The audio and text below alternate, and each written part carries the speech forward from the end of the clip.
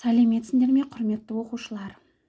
Қазақ тілі мен әдебиеті пәні бойынша 8-ші орыс сыныптарына арналған сауда жасай білесің бе? Жаһандық энергетикалық дағдарысы. 2-ші бағалау, жиынтық бағалау. Оқу мақсаты. Прозалық және поэзиялық шығармалардың композициялық құрылымын анықтау. Кейіпкердің іс-әрекетіне немесе лирикалық кейіпкердің образына баға беру. Тақырып бойынша мәліметтерді жинақтап, эссе жазуды тиімді қолдану. Бағалау критерийі.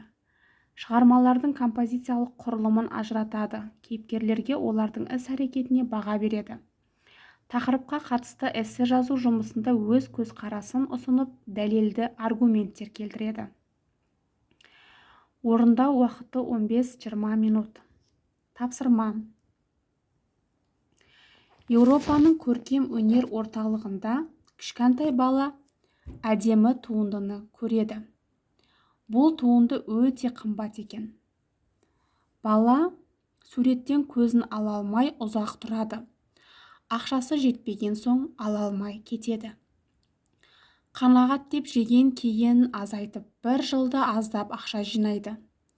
Бір жылдан кейін дүкенге қайтып келеді. Суреттің сатылмағанын көріп қуанады. Суреттің авторына келіп, салған суретіңізді ағамның туған күніне алғым келеді.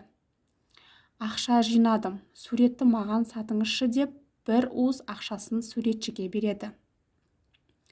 Суретші біраз ойланып, суретті әдемі қағазға орап балаға сатады. Бала қуанышын жасыра алмай, алғысын айтып сыртқа шығады. Дүкенде болған басқа суретшілер таңданып, есің дұрыс па, ол жұмысың миллионға кетер еді. Неге су тегінге саттың деп сұрап еді суретші. Иә, бұл суретті миллионға не одан да қымбатқа сататын едім. Алайда суретті сатып алу үшін бір жыл бойы ақша жинайтын адам табыла ма? дейді. Мәтінді толық оқып болсаңыздар, құрметті оқушылар, бірінші тапсырма. Мәтіннің сюжетін сөз тіркестерімен беріңіз. Яғни мәтіннің шешімі, суретші біраз ойланып, суретті әдемі қағазға орап балаға сатады. Сюжеттің дамуы, бір жылдан кейін дүкенге қайта келеді бала. Сюжеттің басталуы, кішкентай баланың көркем өнер орталығы әдемі туындыны көруге келеді. Екінші тапсырма. Басты кейіпкердің саудамен қандай байланысы бар? Оның адамгершілік қасиетін сипаттап, мәтіннен дәлел келтіріп жазыңыз. Екінші тапсырма бойынша жауап. Мен суретшінің әрекетін қолдаймын. Бұл суретті миллионға не одан да қымбатқа сататын еді. Алайда суретті сатып алу үшін бір жыл бойы ақша жинайтын адам табыла ма?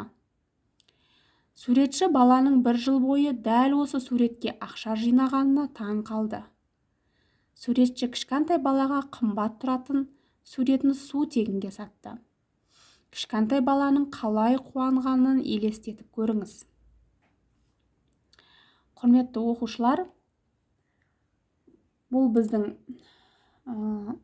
эссеміз. Ал енді бағалау критерийіне қарайық.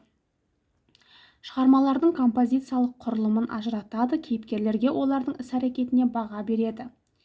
Яғни мәтіннің сюжетін сөз тіркесімен жазады. Сіз 3 сөз тіркесін анықтау арқылы 3 балға ие бола аласыз.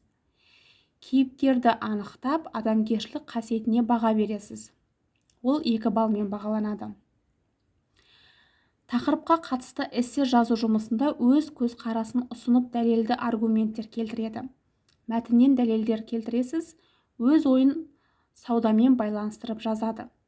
Бұл жерде 2 балмен бағаланасыз. Жалпы сіз 7 балмен бағаланасыз.